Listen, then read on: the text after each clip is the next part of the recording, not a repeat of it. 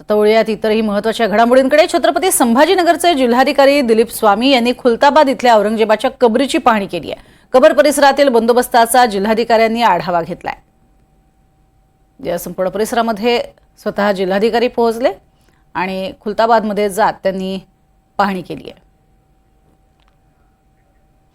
नागपूरच्या तणावानंतर राज्यभरात अलर्ट घोषित करण्यात आलाय। अशामध्ये छत्रपती संभाजीनगर शहर पोलीस देखील रस्त्यावरती उतरून परिस्थितीचा आढावा घेत आहेत आणि लोकांना शांततेचं आवाहन करताना पाहायला मिळाले।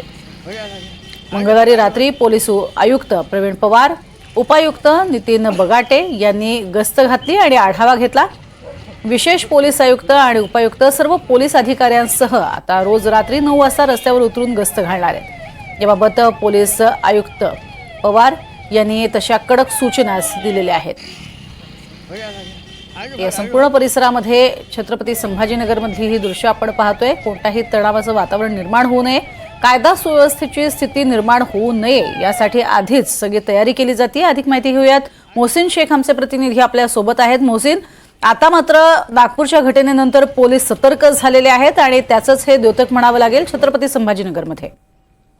प्रज्ञा, नक्कीच आपण जर बघितलं तर नागपूरमध्ये जी हिंसाचाराची घटना घडली त्याला वादाची किनार होती औरंगजेबाची कबर, आणि हीच औरंगजेबाची कबर छत्रपती संभाजीनगरच्या खुलताबादमध्ये आहे। त्यामुळे संभाजीनगरमध्ये कोणताही कायदा सुव्यवस्थेचा प्रश्न निर्माण होऊ नये यासाठी पोलीस असतील आणि महसूल विभाग असतील किंवा जिल्हाधिकारी असतील सगळेच अलर्ट मोडवर आपल्याला पाहायला मिळतात। ग्रामीण पोलिसांकडून जी कबर आहे त्या परिसरात ड्रोन जे आहे तर आता सुरू करण्यात आलेला आहे। पोलिसांचा बंदोबस्त वाढवण्यात आलेला आहे।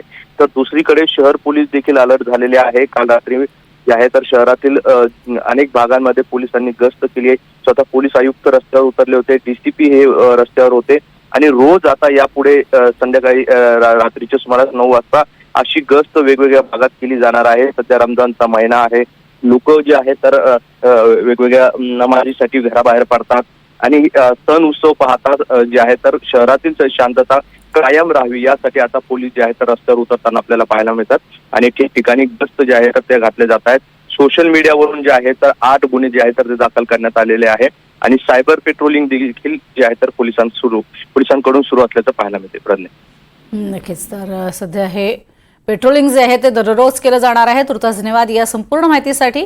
कायदा सुव्यवस्थेची स्थिती होऊ नये, हाती येऊ नये यासाठीचे हे सगळे प्रयत्न आतापासूनच सुरू करण्यात आलेत।